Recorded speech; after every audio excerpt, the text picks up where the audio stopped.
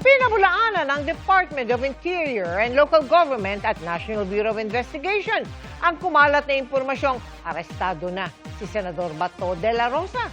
Kinwestiyon naman ng palasyo ang timing ng mga posts ng ilang kaalyado ni de la Rosa dahil diversionary tactic umano sa mga naisawalat sa impeachment trial ni Vice President Sara Duterte. Nakatutok si June Veneracion.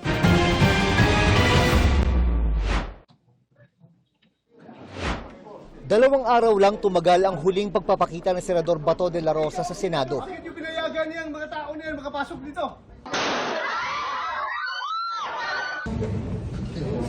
Mula nang umalis siya sa Senado sa tulong ni Senador Robin Padilla matapos ang bigong pagsisilbi sa kanya ng arrest warrant ng International Criminal Court o ICC, ay 2 buwan na siyang hindi nakita.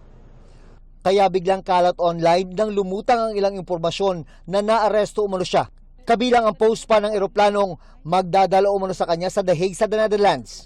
Lalo na nag-post ang kaalyadong si Attorney Jimmy Bondoc tungkol sa di niya tinukoy na bad news na binura rin niya kinalaunan.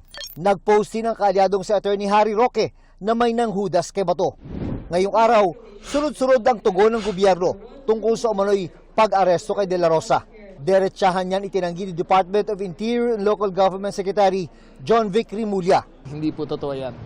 Nag-coordinate na po kami sa DOJ, nag-coordinate ang DLG, lahat ng law enforcement units. Gayon din ang Director ng National Bureau of Investigation o NBI.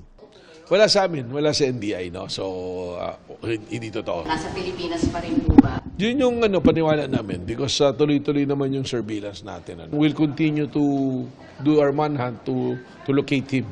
And yun nga, we have several areas na talaga tinututukan namin. Wala namang alam umano ang Department of Justice ayon kay Secretary Frederick Vida. I really have no information or data.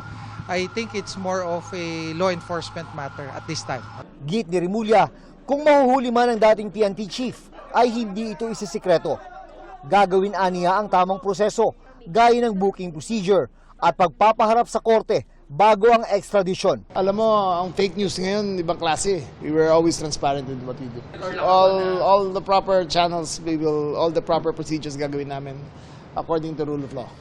Kinwestiyon naman ng Malacanang ang timing ng post ni Bondoc at Roque na sabay umano itiniming para umano matabunan ang mga naisiwalat ng COA tungkol sa confidential funds si Vice President Sara Duterte.